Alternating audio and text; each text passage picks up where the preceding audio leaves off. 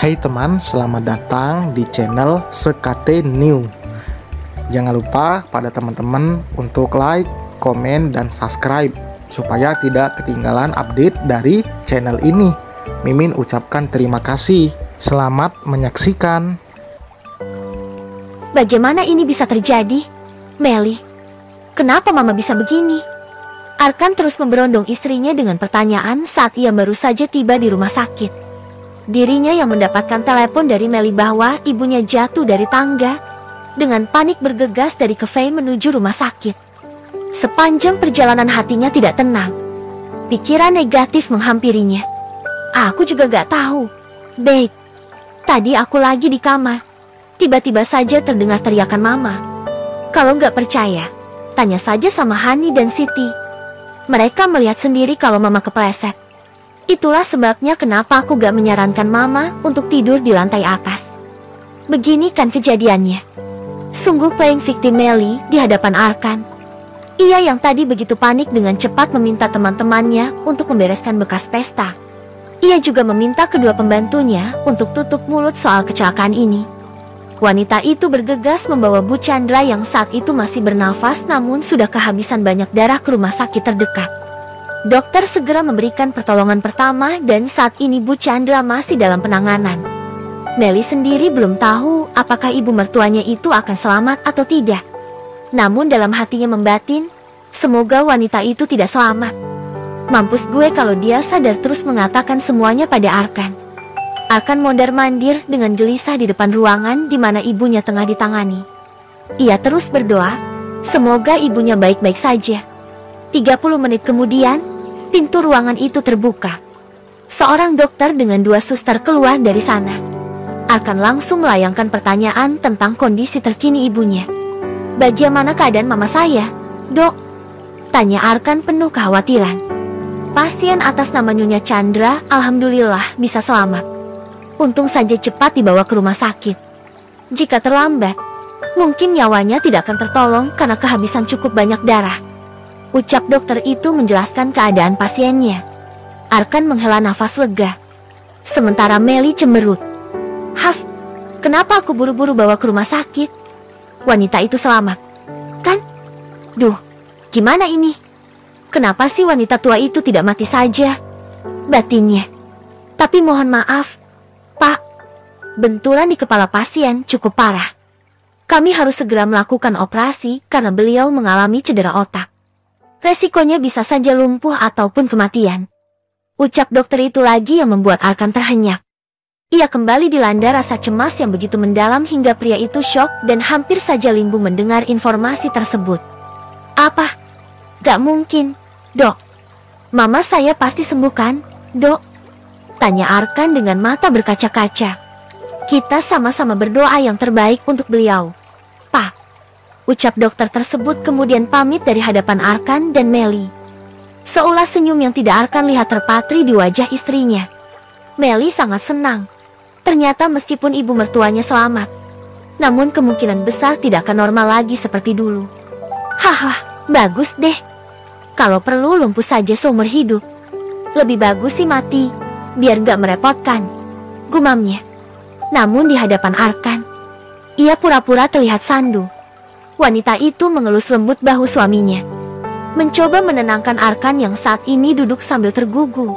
Menangisi ibunya yang tengah kritis di dalam sana. Maafkan aku yang tak menjaga ibumu. Sayang, aku benar-benar minta maaf. Andaikan aku tidak ketiduran karena badanku yang kurang sehat, mungkin ini semua tidak akan terjadi. Ucap Melly mulai bersandiwara. Arkan melirik istrinya. Air matanya terus bercucuran. Ia benar-benar sangat terpukul. Entah bagaimana nasib ibunya setelah ini. Stroke ringan yang dialami Bu Chandra beberapa bulan yang lalu saja membuat wanita parubaya itu selalu mengeluh dan marah-marah tidak jelas. Apalagi sekarang. Ini bukan salahmu, Mel. Mungkin ini sudah takdirnya. Mari kita doakan kesembuhan mama ya, Mel. Semoga mama bisa sehat dan normal lagi seperti dulu. Ucapnya yang diaminkan oleh Melly. Padahal dalam hati wanita itu, ia berharap ibu mertuanya tidak bangun untuk selama-lamanya. Sementara kesedihan tengah melanda Arkan, di kediaman Oyster malah nampak berbahagia. 2 hari setelah resepsi itu dilaksanakan, kehidupan di rumah itu seolah benar-benar hidup. Suasana nampak ramai sekali, apalagi Lucas yang saat ini memilih pulang ke kediaman kakaknya, bukan ke apartemennya. Cantika dengan asyiknya membuka banyak kado yang dibawa Alex siang tadi. Kado-kado dari para karyawan Lucas Company untuk mantan owner perusahaan itu. Kau ini, Paman, sengaja sekali menginap di sini. Padahal kau punya apartemen sendiri, sindir Yuna. Ia duduk di samping pamannya yang tersenyum-senyum sejak tadi melihat tingkah lucu Cantika. Kau keberatan? Aku tidak akan mengganggu bulan madumu dengan istrimu, ujarnya. Cek kakak, bukan begitu, Paman. Aku hanya khawatir istriku tidak nyaman karena ada pria lain di rumah ini. Ucap Yuna protes jika pamannya itu menginap lama. Karena terkadang Tiara membuka hijabnya jika di rumah. Karena hanya ada Arkan, Bu Dewi, dan Nyonya Lawrence beserta para pelayan wanita saja. Tapi sekarang, Tiara harus menjaga dan menutup penampilannya karena ada Lucas di rumah itu. Ya, aku paham kok. Jangan khawatir. Setelah urusanku selesai, aku akan segera kembali ke New York, ucap Lucas dengan santainya. Ia terus melirik ke arah Cantika, sesekali meledek anak manis itu. Dirinya senang sekali dengan anak-anak, apalagi Cantika yang tingkahnya selalu membuatnya gemas. Paman akan kembali ke New York. Aku pikir akan menetap saja di sini. Tiara baru saja datang dari dapur seraya membawa beberapa cangkir berisi minuman hangat dan cemilan untuk teman ngobrol mereka. Di sana ada pula Nyonya Lawrence yang membantu Cantika membuka kado yang begitu banyak itu.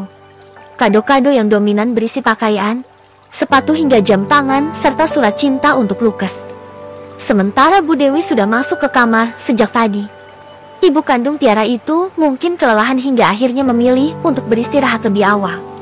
Tuh, istrimu saja berharap aku tinggal di sini. Kenapa kau malah menyuruhku pulang? Sindir Lucas. Merasa jumawa karena Tiara memintanya untuk menetap lagi di Indonesia. Dasar kepedean. Lagian kamu ngapain sih? Sayang, nyuruh paman bunglon ini tinggal di Indonesia lagi. Merepotkan tahu gak? Lebih baik dia kembali saja ke New York. Lagi pula, kau sudah membuka bisnis di sana kan? Sayang sekali kalau ditinggalkan, ucap Yuna. Sebenarnya Yuna ingin Lucas tinggal di Indonesia dan berkumpul bersama mereka. Hanya saja, ketakutan terbesarnya adalah karena dirinya juga tahu jika pamannya itu pernah menaruh hati pada istrinya. Tentu saja Yuna takut jika suatu saat pamannya akan berubah pikiran dan merebut Tiara darinya. Hahaha, dari caramu biara, aku sangat paham. Jun, santai aja lagi. Aku bukan tipe pria yang suka menjilat lidah sendiri. Jika sejak awal aku memilih untuk mengalah darimu, ya sampai mati pun Tiara tetap milikmu. Lagi pula, sepertinya ada seseorang di sini yang mulai menarik perhatianku, ucap Lucas yang membuat semua orang terbelalak hingga menatapnya dengan penuh keterkejutan. Siapa? Tanya semuanya dengan serempak. Lucas mengernyitkan dahinya, kemudian terkekeh menatap Yuna, Tiara serta kakaknya yang begitu penasaran itu. Hahaha, dasar kepo. Rahasia, ujar pria itu mengejek. Dasar pria tua sok gaul. Gayanya main rahasia-rahasiaan. Ledek Yuna yang sejujurnya penasaran siapa wanita yang menarik perhatian pamannya yang sulit untuk jatuh cinta itu. Ia pikir Lucas akan kembali menjalin hubungan dengan Natalie. Tapi ternyata tidak. Kalian tebak saja sendiri. Sudah ya? Aku mau tidur dulu. Selamat malam semuanya. Pria berusia matang namun masih terlihat awet muda itu tersenyum-senyum sendiri, merasa aneh dengan dirinya ini. Gila. Mana mungkin aku menyukainya? Masa iya aku secepat ini jatuh cinta? Butuh waktu lama untuk melupakan Freya. Kenapa hanya butuh waktu sebentar untuk menghapus nama Tiara? Gak mungkin. Ini pasti hanya kebetulan saja. Aku hanya kasihan pada wanita itu, tidak lebih. Gumam Lucas ketika berbaring di tempat tidurnya sambil membayangkan wajah Andin, mantan sekretaris menyebalkan itu. Aneh sekali. Padahal sejak dulu ia biasa saja pada Andin. Malah terkadang Lucas ilfil karena sikap barbar sekretarisnya. Namun melihat wanita itu menangis tadi, entah mengapa ia tidak senang. Ia lebih suka melihat Andin dalam mode cerewet dan barbarnya. Di tempat lain, Andin pun tengah berbaring seraya memikirkan hal yang sama. Entah mengapa ia terbayang-bayang wajah mantan bosnya. Kenapa aku jadi memikirkan dia? Tuan Bunglon itu kan belagu. Soko, galak lagi. Ih, gak bengek. Bisa-bisanya aku memikirkan pria itu. Ucap Andin mencoba menghalau pikirannya tentang pria itu. Pria yang dapat membuatnya tersenyum dikala kepedihan hatinya yang telah dihianati kekasihnya. Sementara itu di tempat lain, di mana Harun dan Arumi tengah berbincang berdua di kamar mereka. Arumi mengutarakan keinginannya untuk kembali ke Jakarta. Ia ingin menjenguk ibunya. Wanita itu terus saja kepikiran dengan ibunya yang saat ini cacat. Sekejam apapun sikap sang ibu, namun wanita itu tetaplah wanita yang telah melahirkannya. Mas, aku ingin pergi ke Jakarta. Apa kamu mengizinkan? Aku mau bertemu dengan ibu. Ucap Arumi mengutarakan keinginannya. Ibu? Tapi bukankah kamu bilang jika ibumu sudah tiada? Arumi menggelengkan kepalanya. Ia memang berbohong pada Harun mengenai asal-usulnya. Ia mengatakan jika dirinya sebatang kara. Maafkan aku, Mas. Ibu sebenarnya masih ada. Hanya saja aku kabur karena ibu yang akan menjualku. Maafkan aku telah membohongimu, Mas. Ucap Arumi dengan sangat menyesal. Harun terlihat sangat kecewa. Ia tak menyangka jika istrinya ini telah membohonginya. Namun mendengar penjelasan barusan, tentu saja ia pun tidak bisa menyalahkan Arumi sepenuhnya. Baiklah, tapi aku tidak bisa mengantarmu. Dek, sekarang lagi musim panen. Di kebun sedang ramai-ramainya. Kalau aku izin tidak mandorin para pekerja, tentu ibu pasti akan sangat marah. Ucap Harun. Tidak apa-apa, Mas. Aku sudah mendapatkan izin darimu saja sudah sangat bersyukur. Terima kasih banyak, Mas. Aku janji tidak akan lama. Setelah bertemu ibu, aku akan segera pulang. Ucap Arumi dengan tatapan berbinar. Ia pun memeluk suaminya dengan erat. Bersyukur karena Tuhan telah mempertemukannya dengan pria baik ini. Meskipun selalu mendapatkan perlakuan buruk dari ibu mertuanya, namun setidaknya Harun sangat menyayanginya dan selalu melindungi istrinya itu. Sama-sama. Dek, nanti Mas kasih uangnya ya. Jangan lupa sampaikan salam untuk ibumu. Kamu berangkat sama Adi Mas ya. Nanti Mas yang akan bayar biaya rentalnya. Gak perlu, Mas. Aku berangkat sendiri saja naik bus. Bisa lebih irit juga. Tolak Arumi merasa sungkan. Gak boleh. Mas takut terjadi sesuatu padamu. Kamu berangkat sama Adi Mas. Dia sudah sering berpergian ke kota. Kamu juga tidak berdua. Mas akan minta istrinya Adi Mas buat nganterin kamu juga. Ucap Harun yang membuat Arumi terenyuh dengan perhatian dari suaminya itu. Makasih banyak ya, Mas. Kamu sangat baik. Ucap Arumi semakin merekatkan pelukan suaminya. Sama-sama, sayang. Ngomong-ngomong kamu belum ada tanda-tanda. Deh, tanya Harun tiba-tiba. Sejak 2 minggu yang lalu saat ibunya memintanya untuk menikah lagi, Harun terus saja merasa cemas. Ia berharap Arumi segera hamil agar ibunya tidak terus mendesaknya. Tanda-tanda apa, Mas? Tanya Arumi seraya mengurai pelukannya. Tanda-tanda hamil? Deh, sudah 3 bulan kita menikah. Bukankah kamu pernah bercerita jika kamu dengan suamimu terdahulu pernah hamil lalu keguguran? Tanya Harun yang membuat wajah Arumi mendadak pucat. Arumi bingung harus bilang apa. Jika dia mengatakan yang sejujurnya bahwa dia tidak bisa hamil, pasti suaminya akan kecewa. Ia juga belum siap jika harus dimadu. Itu, Mas, Arumi tergagap. Ia benar-benar bingung harus menjawab apa. Sampai akhirnya, tangan Harun membelai rambutnya dengan lembut. Mungkin kamu kelelahan ya? Deh, apa kamu sering mengerjakan pekerjaan rumah? Tanya Harun yang mencoba berpikir positif tentang istrinya yang tak kunjung menunjukkan tanda-tanda kehamilan. Melihat istrinya yang diam saja, ia pun paham jika selama ini Arumi memang selalu mendapatkan perlakuan buruk dari ibunya.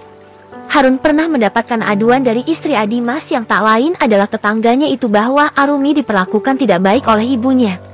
Kamu jangan takut, sayang. Mas rasa kamu memang kelelahan. Mulai besok, Mas akan cari asisten rumah tangga ya.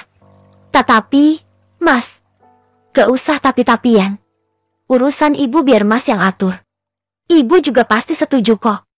Lagi pula, dia ingin segera mendapatkan cucu. Mas yakin ibu akan berubah baik jika kamu bisa memberinya seorang cucu. Ucap Harun dengan lembut. Arumi semakin gelisah. Entah bagaimana jadinya jika suami serta ibu mertuanya mengetahui yang sebenarnya bahwa Arumi tidak bisa hamil karena kecelakaan yang menimpanya. Akankah suaminya itu masih mau membelanya?